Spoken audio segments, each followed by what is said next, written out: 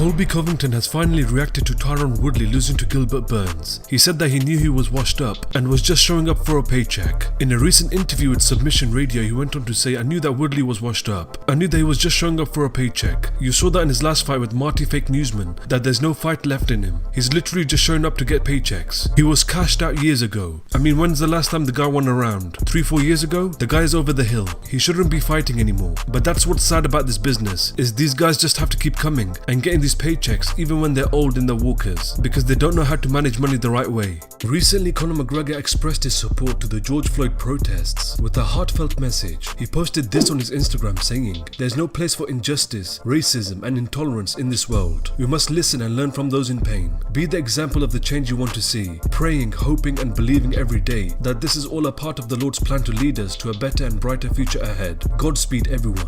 Jon Jones was recently seen helping clean up after the protests in Albuquerque.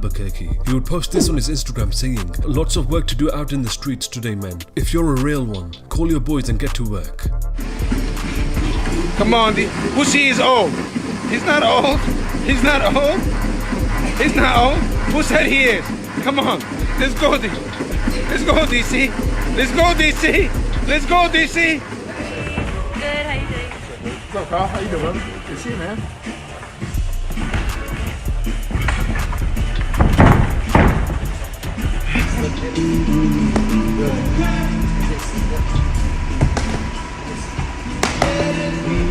Cub Swanson on the Real Quick with Mike Swick podcast gives an update on how he's recovering from his knee injury. Yeah, it's been tough, with this whole, lockdown situation and the COVID, so right when I had the surgery, your muscles just kind of shut off. I don't know if you've had knee injury. And so the whole thing, I'm trying to get my quad back. I'm trying to do all these things. I finally got to the point where I was doing physical therapy 3 times a week. And then I started doing personal training twice a week on shoulders and core. So I didn't lose that. I got to a point where I was doing 5 days a week and then starting to ride my bike at night. So I was doing 2 a days and I was really pushing it. And then this whole thing happened and I wasn't allowed to go anywhere. And so I just had to train myself. And it's tough because I got all the kids here. But I feel like I did a really good job, and I'm back doing physical therapy twice a week, and I just started going back doing personal training today. But I've been doing some boxing stuff and trying to test to see what I can do, what I can't do, what makes me sore, why does it make me sore. So yeah, it's been a mentally tough injury, and I've had a lot of injuries, but this one's just been tough because of how long it's taking. Luckily, the UFC hooked me up. They got me right away at Curlin and Job in LA, and I had Dr. Cavitney did the job, and he did a great job. So I feel like between that and I did all the things they told me to do, and I didn't take any painkillers. And I just used some really mild THC edibles consistently, and because I don't do painkillers, I think it's poison. So I was able to get through it pretty good, and so it's a long process, and I'm almost there. I can't run, but I think my biggest thing I've been doing is I've been biking a lot.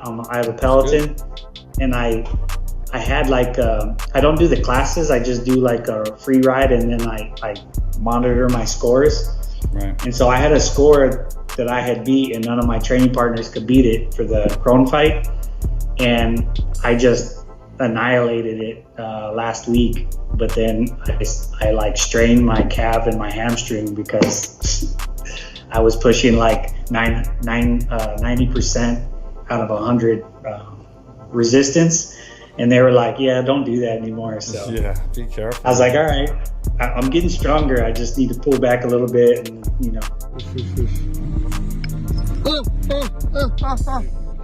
Hold him, quick.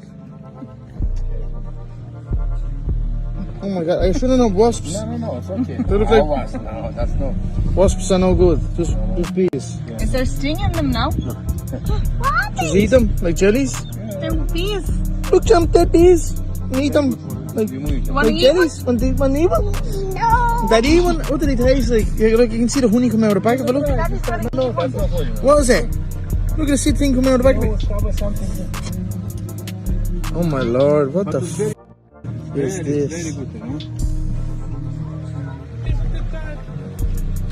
good, do like that. No. Do more. Chill? Yeah. To feel the water, It's like I'm a celebrity, get me here. Matt Serra on the UFC Unfiltered podcast gives his thoughts on Tyron Woodley's performance at UFC on ESPN 9. Can I tell you what I seen after that first round? And it was a hell of a round to even weather. I mean, I thought he was almost taken out. Yeah. Immediately. Yep. I hate to say it, but I feel like I saw a discouraged Tyron Woodley after that first round. This is a nightmare. And I'm thinking, man, he's got, that's the first round. Yeah. So the fact that he lasted, you know what I mean? And that fight, and he was able to make it through Gilbert. But, it's so strange, though, because everybody's saying, man, Tyron didn't look like himself, or maybe he's slipping, maybe his best days are gone. But what about Gilbert Burns, man? A lot has got to be. He was just, it's a lot. Some of it might have been. I mean, you could put a little bit on Tyron not looking like Tyron, but a lot has to be put on Gilbert Burns doing what it needed to be done, and the way he put it together from the striking. What about the beautiful takedown? The timing on that takedown, amazing. It was just. He's so well-rounded, and he's putting it all together so nicely now that I thought that Tyron was going to be like the bigger guy, because Gilbert used to fight at 155. Gilbert looked like the bigger guy. I'm like, maybe it's just at weigh-ins.Maybe after he fuels up, he's going to be. And I don't know. This is the thing. Tyron is 38. Yeah. And he's always been a very athletic fighter. Like, a lot is based on his explosiveness, power. When that starts to fade even a little bit, maybe his all-time explosiveness is when he's on 10. Maybe now he's down to a 7. Yeah. That could make a difference in these in the top of the top, with the top of the top fighters.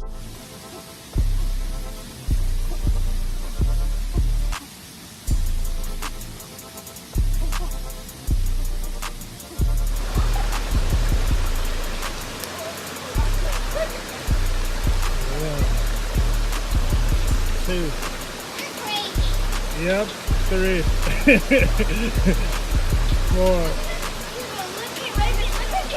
Five. 6. Come on.